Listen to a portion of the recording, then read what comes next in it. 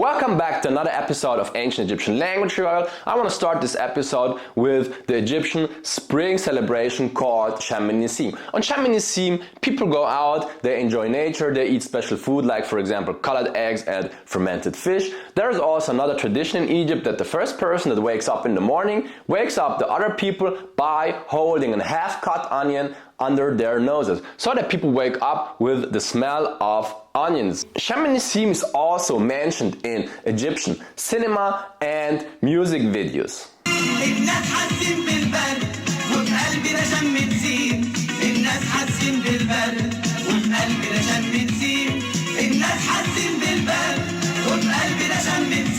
In this clip, the famous Egyptian singer Amr Diab sings in the movie Ice Cream in Gleam.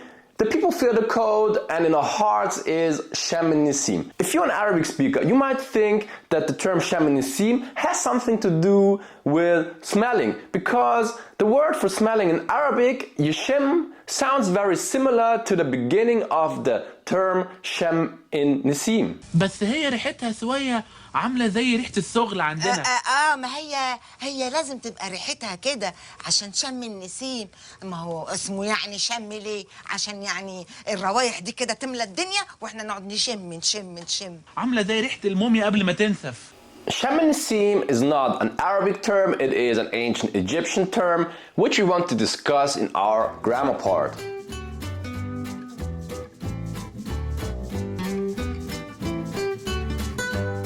In this episode, we want to discuss the genitive. There are two types of genitives in the Middle Egyptian language. There is the direct genitive and the indirect genitive. If you want to say stars of the sky in the Middle Egyptian language and you want to use a direct genitive, then you say spa'u pet. Spa'u pet. So the first noun is the owned thing and the second noun is the owner or the owning thing. So it's the stars of the sky. The indirect genitive is called indirect genitive because you put a word between the owned thing and the owner. If the owned thing is masculine singular, then you use n. If the owned thing is masculine plural, then you use nu. And if it's feminine, in both cases, singular or plural, then you use net. If we want to say the language of Egypt, then we say Ra and Kemet. Ra is the language, it's the owned thing. It's written first before the owning thing, Egypt. We use an indirect genitive, so we put a word between the owned thing and the owning thing. In this case we use n because Ra is a masculine noun. Feminine nouns have the letter t at the end.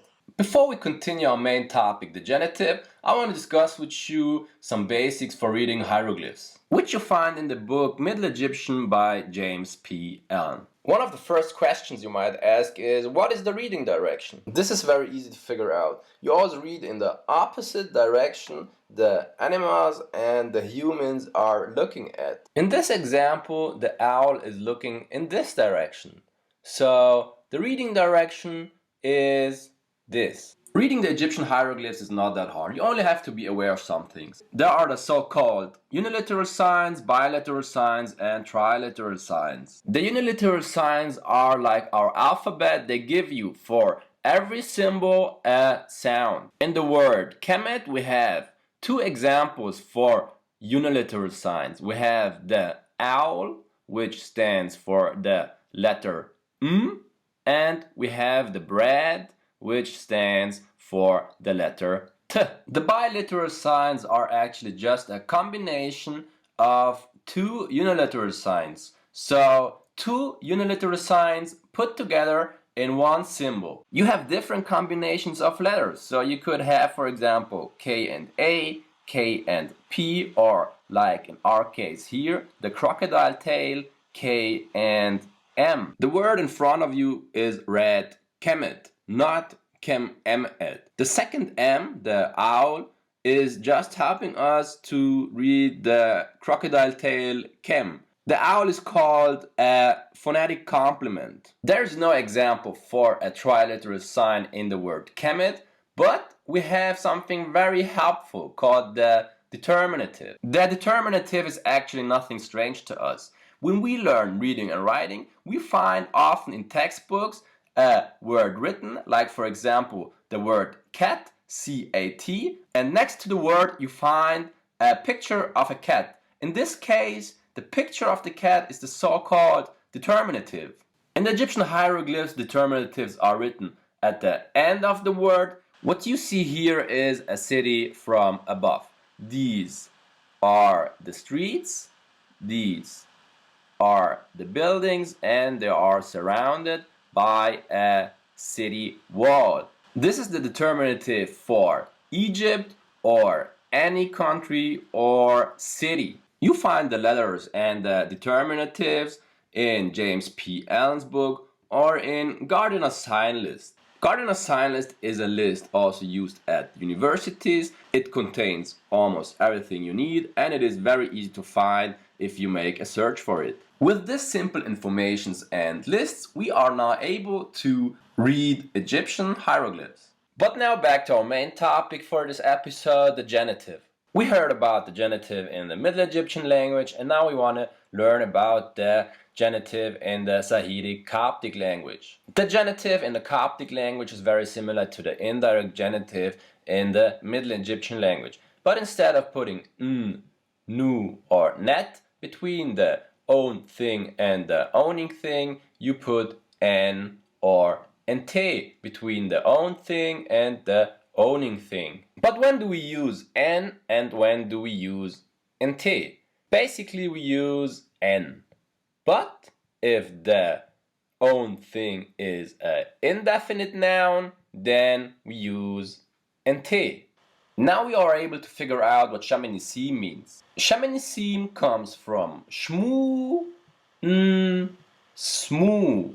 Shmu means harvest and smu means herbs. Both words are put together into an indirect genitive construction, so the whole term means the harvest of the herbs. We have the same thing here with the Coptic language. Shom means harvest, nsi means the herbs, whereby n is the plural definite article. Both words are put together in a genitive construction, so it's harvest of the herbs. The word seem is still used today in the Egyptian Arabic language in the word bersim, which means young herbs. Bersim is used in Egypt for feeding animals. I'm now going to show you a part of an Egyptian movie where a vet tells a woman with a hiccup to drink a bersim juice so she can get rid of her hiccup.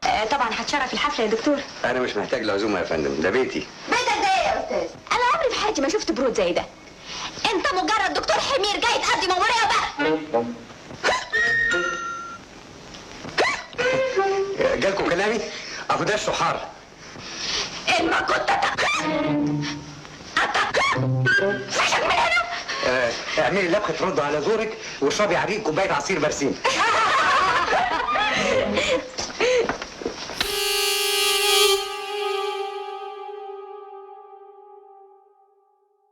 Now we are going to practice what we have learned so far. I'm going to give you two nouns and a part of a sentence, and I want you to translate it with an indirect genitive. Our first noun is mo'u, which means water, and it's a masculine noun. And our second noun is aero, which is river, which is also a masculine noun. I want you to translate the water of the river with a direct genitive.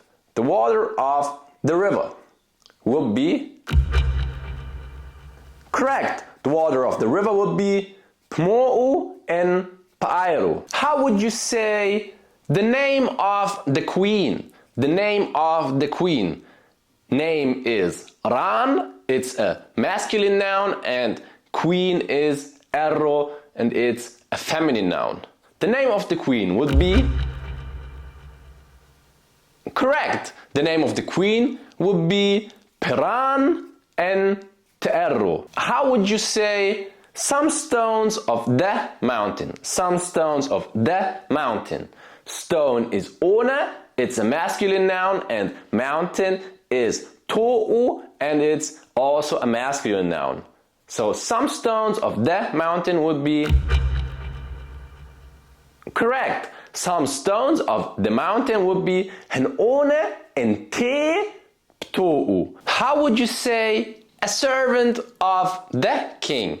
A servant of the king. Servant is hemhal, it's a masculine noun, and king is erro, and it's a masculine noun too. So a servant of the king would be correct.